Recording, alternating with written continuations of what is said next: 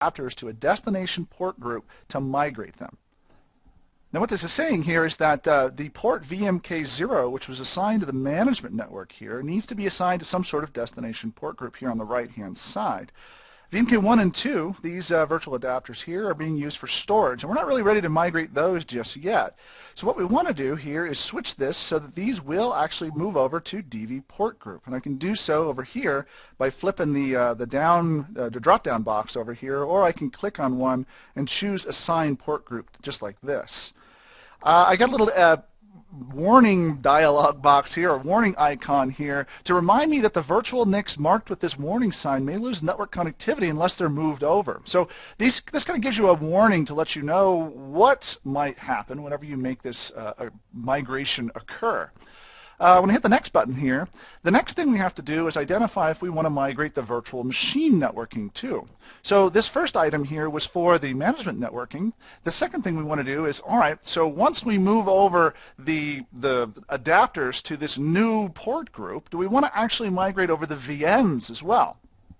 Again, in an environment where you're already up and operational, this step is probably one of the last steps that you're going to accomplish. You may do so here, or you may actually do so within the individual virtual machines options dialog box. So if you go to View and Edit Settings. Now here what we can do is take a look at all the different virtual machines and their different NICs that are associated. And we could say, you know what, it's time to migrate over VM6. We want to migrate over this one.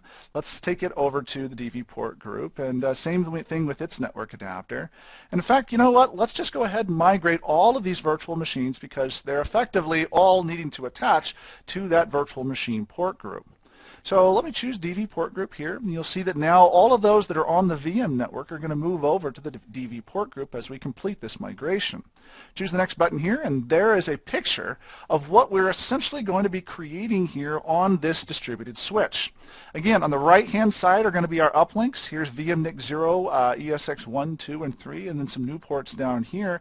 And on the left-hand side, we have the VM kernel ports we're moving over. Those same IP addresses are going to be located there, and then all the virtual machines that we need as well, along with all of their networking. If I click the Finish button, we go through completing the task here. This takes just a minute or so for it to make this, this change. And then now these configurations are going to be brought into management underneath this distributed virtual switch. Once we get through here and we allow this to refresh, then we'll get a chance to see what this new changes are going to look like to us. Here are our VM kernel ports. Here are our virtual machines. Here is our uplinks over here on the right-hand side. So you can kind of see a nice, real graphical explanation of what we're trying to do here between taking those physical NICs, or as I mentioned before, these logical connections to those NICs on the right-hand side, and then connecting them to the logical ports over on the left-hand side. It's very, very similar to what you're used to seeing back with your standard switches.